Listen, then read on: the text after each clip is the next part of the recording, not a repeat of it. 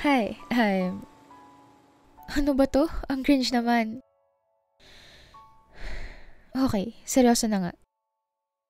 Hi, kung nanonood ka nito, hindi ko sure kung paano mo to nakita. Pero, sige na nga, welcome ka na rin. Char! Ang weird talaga magsalita mag-isa. Pero sige, okay, seryoso na talaga. Game.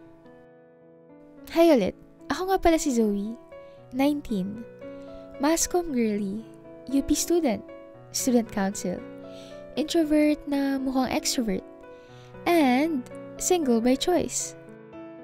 At kung tatanungin mo ako kung okay lang ako, next question please. Gusto mo? Yan si Josh. Our first meeting, inalok niya ako ng kape. The first time na naglock mga mata namin.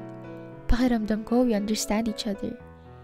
Lahat ng ingay at gulo sa paligid ko, tumahimik. So, yun na nga. Going back, prom week namin. Literal na war zone. Ang dami kong need na sikasuhin and sumabay pa na exam week din namin. Zoe, mag-vlog ka na naman? Tara na, may practice tayo for performance task ngayon, diba? Nakalimutan mo na siguro. Ay. Let's go, girl! Hay nako, abala naman tong mga to. So, before I end this vlog, may gusto lang akong tanungin. Will you still choose love kahit walang kasiguraduhan? And when the time comes that memory fails, what does our heart remember? Yan yung tanong na matagal ko nang iniisip pero until now, wala pa rin akong sagot. So yun na nga guys. Just stay tuned, okay? See you on my next vlog. Bye-bye! Simulan na natin ang kwento ko. Org Fair Week. Literal na nakakapagod. Hay, kakastart pa lang ng school year pero gusto ko na lang mag-unsubscribe sa buhay. Pwede ba yun? Actually, hindi ko rin alam kung nakailang sabi na ako ng ayoko na pero ito ko. Laban na laban pa rin sa life. Magre-reklamo pero di susuko. Nagsimula lahat sa araw na feeling ko kakayanin ko. Actually, ang confident ko pa. Nag-video pa nga ako nun, feeling vlogger. Hindi ko rin alam kung para saan.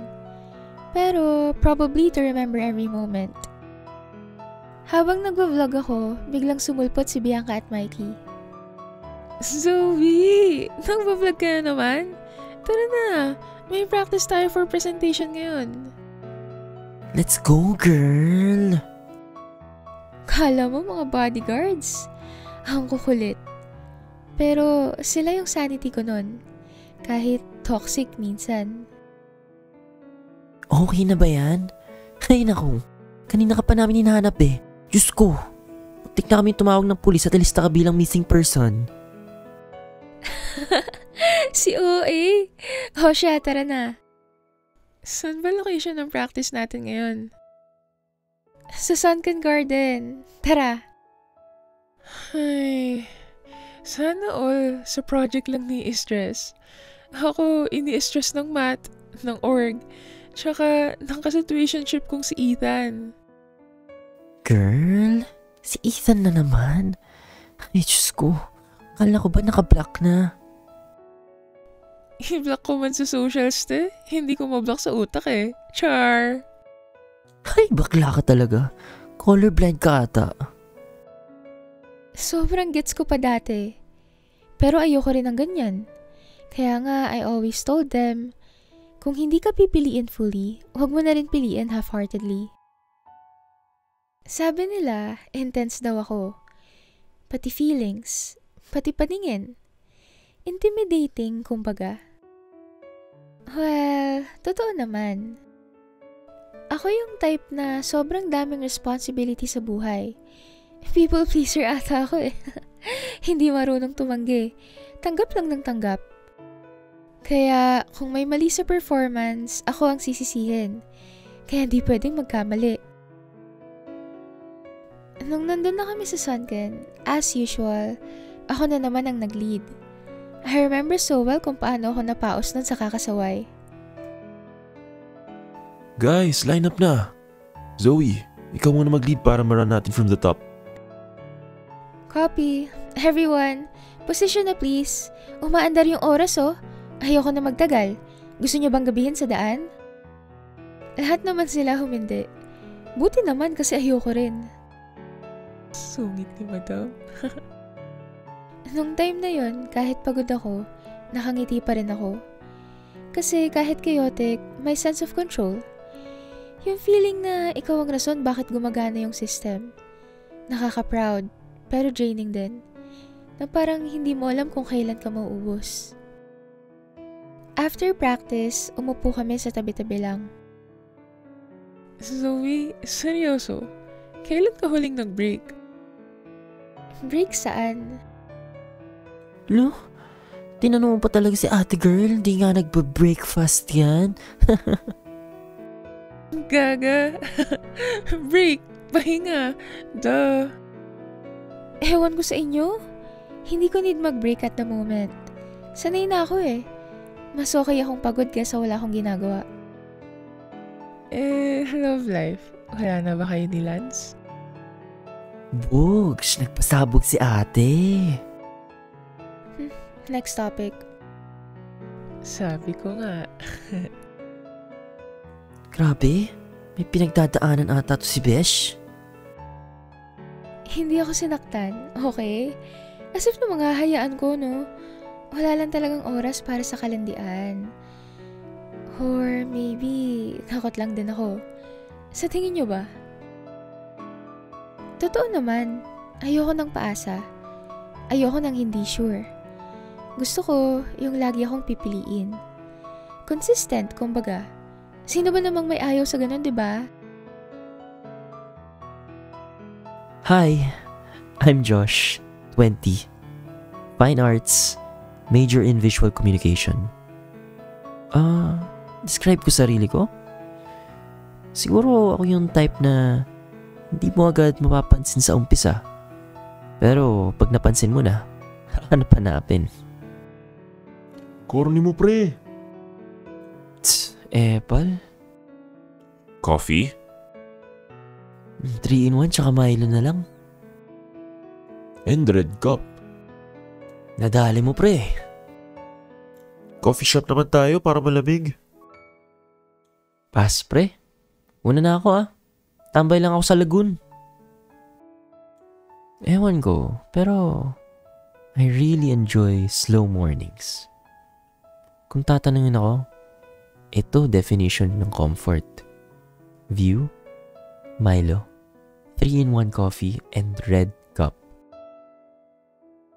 I'm enjoying the view ng may mapansin ako, kaya I paused my music and looked at the person sa kabilang bench. Weird. Kanina pa siya nakatitig sa akin. So, I offered my coffee.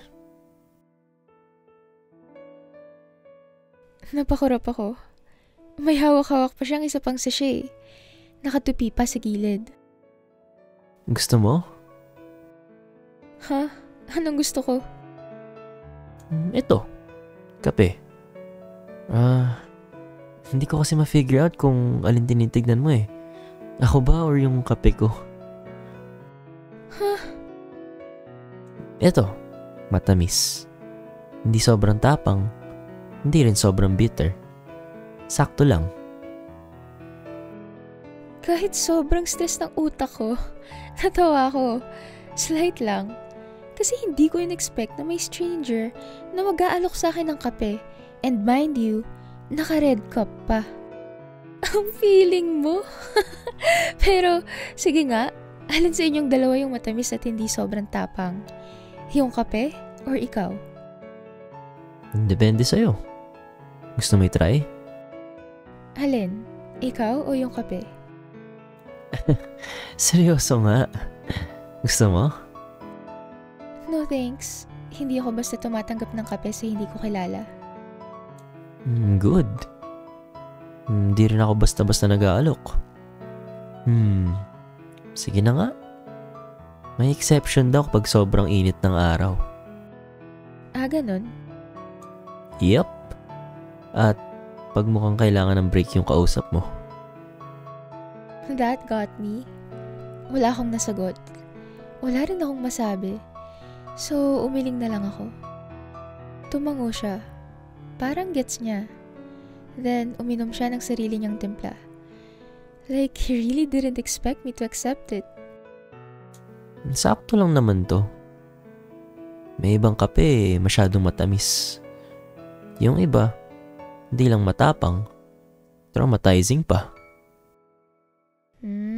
Parang tao. Exactly. Pero ito, neutral. Hindi demanding, hindi rin boring. Sige na nga, pwede kong i-try. Alin?